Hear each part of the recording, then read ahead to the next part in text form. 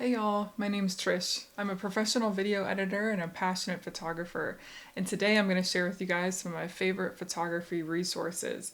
These are ways outside of gear and taking photos that you can become inspired and learn more about photography. And I'm going to go over a bunch of physical resources, but we're also going to go over some digital ones as well.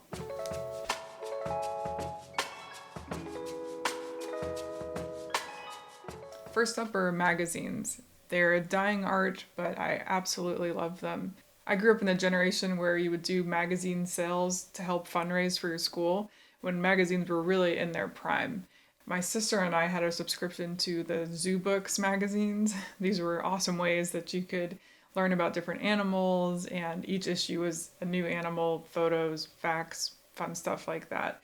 So magazines have always been a way for me to find inspiration in photography, and it's a fun way to have your own print at home without spending a lot of money. So I'll go over some of my favorite current magazines. And first up is the ID magazine. This is a really awesome magazine to be able to see ideas for portraits and street photography. And these magazines are really big, really thick, as you can see, so buying just one is enough to get you a ton of photos to be able to reference. So in a magazine like this, you'll find a lot of editorial style, street style photography, just tons of different portrait inspiration. Now for outdoor photography, I really love the Outdoor Photographer magazine.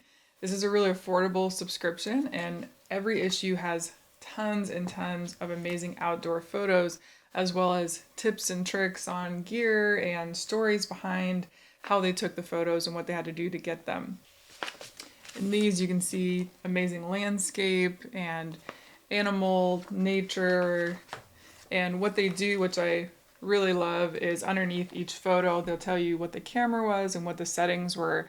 So this can help you start to learn a little bit more about what kind of settings to use for your photos.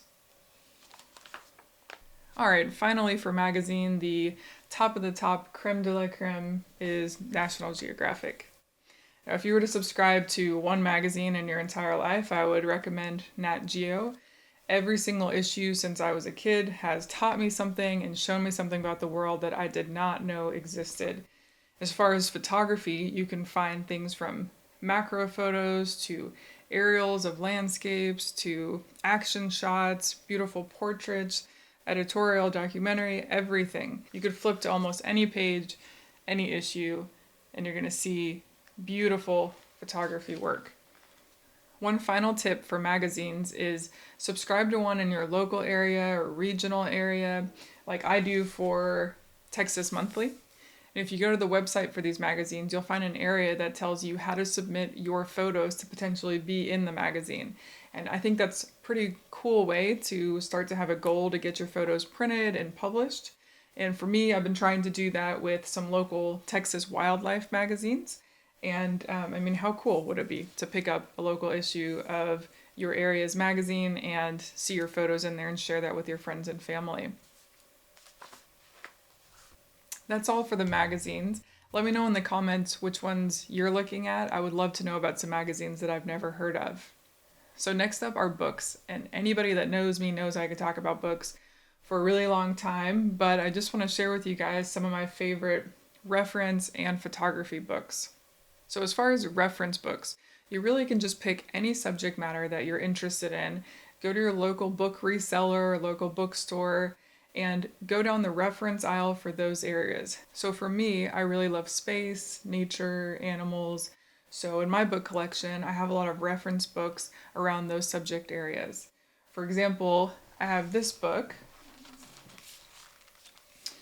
about space. And so this is an older book I actually got from my uncle when I was really young. But in here are some amazing examples of photos documenting the space exploration over the last 20 years, or the 20 years that this book covers, and some astrophotography examples. I love that it's really large as well because you can get some big photo spreads to look at and get really into the detail. And so I'll show you one of my favorites so you know what I mean. And so this is a great example of how a long exposure shot can really tell you a lot more of the story than just a regular shot.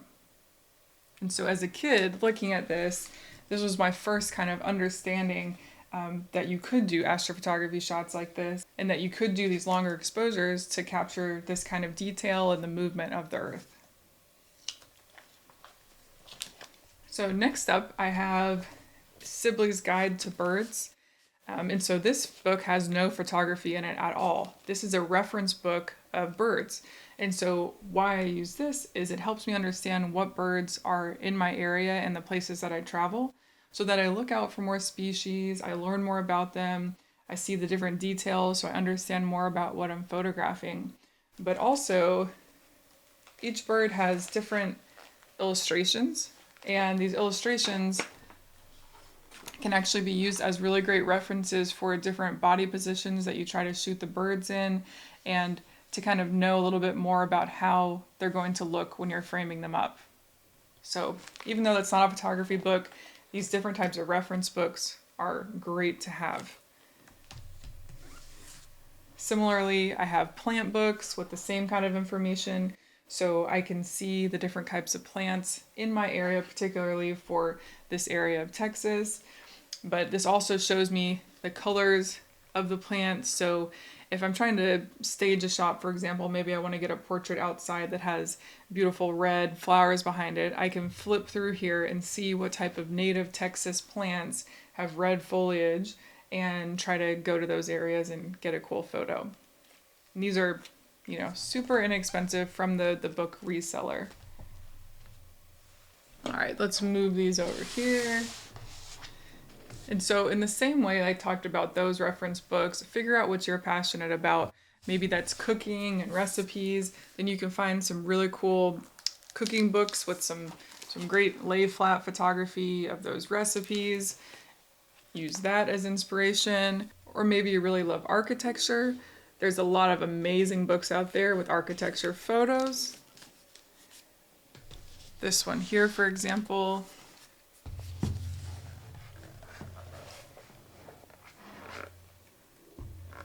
You can start to look at how they're lighting the houses and the interior spaces and just get some really great composition inspiration. Like, I would never be an architect, but I love learning about architecture and architectural photos. Just choose whatever you're really passionate about, go to the book reseller and start looking at some books. Finally, with books, and probably most obviously, are books by my favorite photographers. So one of my absolute favorites of all time is Jimmy Chen. And so this is one of his photo collections, and this is a beautiful coffee table photo book. Jimmy Chen is a National Geographic photographer. He's also an amazing filmmaker and a world-class rock climber, skier, all these things. He's pretty incredible. And so his photos particularly give us an insight into areas of the world that most of us will never see unless we scale the highest mountains and do all these extreme things. So what I love about these books are just the sheer size of the photos again. Every page, new photos. This is an awesome way to have photos around your house really easily accessible for inspiration. So this one particular I keep on my coffee table downstairs.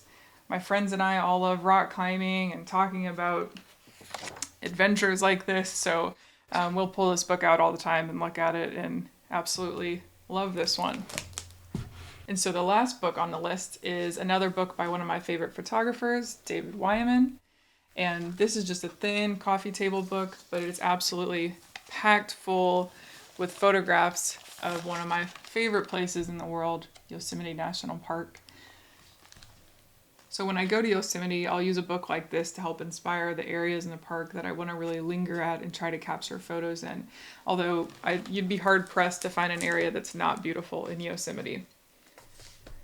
All right, so that's all the books, that's the magazines, sort of. I have one more, and this isn't a magazine issue, it's kind of a one-off, but this is jam-packed with photography tips and tricks.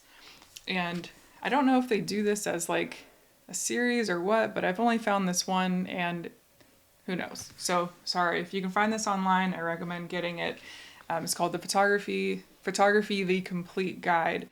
But literally every page, even just look at that, every single page has illustrated examples of how to take better photos, what gear to use. I bought this probably 5 or 6 years ago, but it still has a lot of value to me. I've gone back through it a lot of times. So yeah, that is officially all of the physical resources. So now let's talk about some digital resources. So we'll go over some of my favorite creators on Instagram, Vero, YouTube, and hopefully inspire you guys to find some new people that you haven't checked out before. So first up, let's talk about Instagram. Primarily for socials, I use Instagram and Vero, but I follow kind of the same people on both. So we'll just talk about Instagram to make it easier. So I'll pop up over here some of my favorites. All right, so up first is Alec Jackson. He's a wildlife photographer and just extremely talented, as you can see here. Beautiful, beautiful photos and just a lot of inspirational content. Absolutely love what those squirrels look like. We don't have those here in Texas as far as I'm concerned. So next up is Kathy Tran. She's a world-class portrait and food photographer, and she really has a huge portfolio of beautiful work. Most recently, she's doing this Portrait Every Week challenge for this year. So a self-portrait every single week for the whole year. But these portraits, as you can see, are beautiful and creative and take a lot of time to produce. So this has been a fun project to be watching of hers this year. I recommend you follow her for the rest of the year to check it out. Next up, we have Gamander Lopez, one of my favorite wildlife photographers. He talks not only about the photographs, but he also does video of these animals, so you can really see what his situation is and how he's set up with his gear to get these photographs, and absolutely appreciate that as a fellow wildlife photographer. The next person is Jurcak. Sorry if I mess any of these names up, he literally spells it out for you there, but Jurcak, he just has such a cool aesthetic. It's so calming and simple. These areas of our communities that may just be written off as like an old or dilapidated building, and he really just makes it shine. So I absolutely love this aesthetic and love looking at this account. All right, and then we have Sondre Eriksen, who's a Norway-based photographer, content creator, and I mean, look at this stuff. They're just very intentional with their lighting and composition, so every photo and every video is gorgeous. Finally, for Instagram, I had Teemu. I mean, look at this. Completely different than these wildlife photos, but absolutely beautiful aesthetic. I can't believe that they're able to get so many amazing photos within a similar aesthetic, but yet they all feel so different to me. Just the colors and the kind of composition, it feels like you're in a cyberpunk film, but they're just going around their home and documenting. So that's everybody on Instagram. Well, not technically. I follow a ton of different people on Instagram, but those are kind of the top ones I wanted to share with you guys today. If there's others that you recommend I be following, let me know in the comments and I'll love to check out their work. Next up though, I want to talk about some of my favorite YouTubers. And so I work as a professional video editor and producer, but really finding these channels that I'm about to share with you are what inspired me to eventually start this channel and talk about photography. So first on the list we have Chen Bethlehem. Now Chen has the most calming voice and he does amazing photography work. The biggest thing I love about his channel is how clear and informative it is.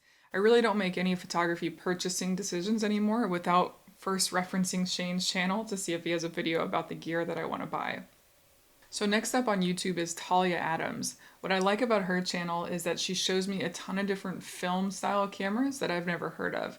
And she does these kind of battles or comparisons between the two cameras where you can really see side by side how they compare to each other.